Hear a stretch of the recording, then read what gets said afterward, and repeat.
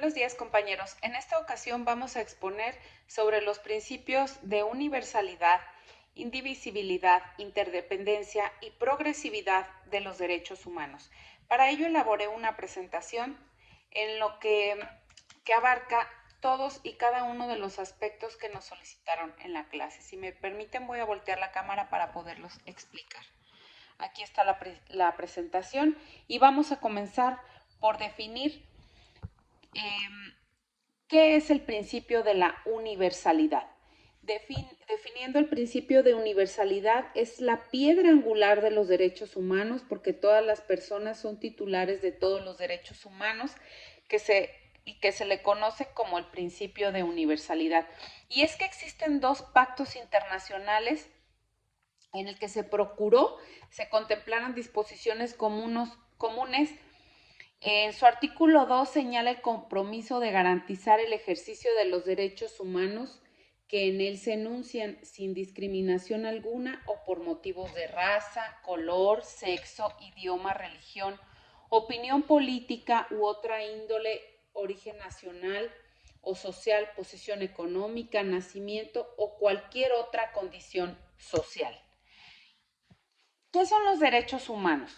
Se establece que todas las personas poseen derechos humanos sin distinción, como lo decíamos anteriormente, de origen étnico, nacional, su color de piel, el idioma, el género, la edad, las discapacidades, la condición económica, las condiciones de salud, de embarazo, la religión, las opiniones, las preferencias sexuales, el estado civil o cualquier otra que atente contra la dignidad humana, por lo que todos los países deben tener en sus sistemas políticos y económicos proteger y garantizar todos los derechos humanos en condiciones de igualdad y de no discriminación. Ahora vamos a ver qué es el principio de indivisibilidad. Significa que los derechos humanos poseen un rango intrínseco a la persona, es decir, son inseparables a ella, de tal manera que se ejercen uno de ellos, correlativamente se deriva en el ejercicio de otros y se trata de una interrelación que no es susceptible de separar. Los derechos interdependientes están vinculados entre ellos y son indivisibles, es decir, que no pueden separarse, no pueden fragmentarse unos de otros, porque todos los derechos humanos, civiles, políticos, económicos y sociales deben comprenderse como un conjunto. Ahora, vamos a destacar que existe una importancia de no jerarquizar los derechos, ya que todos contribuyen a una vida plena y digna, es decir, no importa más que uno que otros, no pueden ser suspendidos o retirados. Imponen obligaciones, particularmente a los estados y los agentes de los estados. Han sido reconocidos por la comunidad internacional, están protegidos por la Constitución y las leyes y protegen a las personas y a los grupos. Ahora, el principio de progresividad. En el principio de progresividad implica el gradual progreso para lograr su pleno cumplimiento, es decir, para el cumplimiento de ciertos derechos que se requiera la forma de medidas a corto, mediano o largo plazo, pero un procedimiento de lo más eficiente posible. Ahora, la Comisión Nacional de los Derechos Humanos reconoce los avances que se han tenido en la protección y la garantía de los derechos humanos de las mujeres. Sin embargo, también está consciente de que aún hay desigualdades en cuanto a la relación entre hombres y mujeres, producto de la discriminación, de diversas formas de violencia que enfrentan en los diversos espacios públicos o privados, así como en los ámbitos económico, político, social y cultural que afectan su vida, su desarrollo, sin importar en qué etapa de su vida se encuentren. El principio de interdependencia se traduce que todos los derechos humanos se encuentran vinculados entre sí con el mismo valor y de esta manera le corresponde al Estado garantizar la aplicación integral de los mismos. Los derechos humanos son interdependientes, están vinculados. Los derechos de interdependencia e indivisibilidad generan la obligación de otorgar igual importancia a los derechos humanos.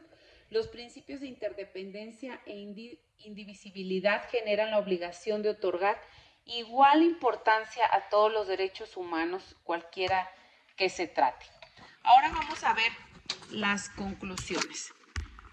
Yo creo que como conclusión podemos decir que el ser humano nace, como lo podemos ver, con derechos humanos, o también lo hemos denominado o lo denomina el derecho como derechos naturales. Recordemos que los derechos naturales son básicos para entender a los derechos humanos. Y bueno, ¿cuáles son los derechos naturales? El ser humano nace con derecho a la vida, a la vivienda, a la libertad, a la propiedad, a formar una familia, a tomar sus propias decisiones.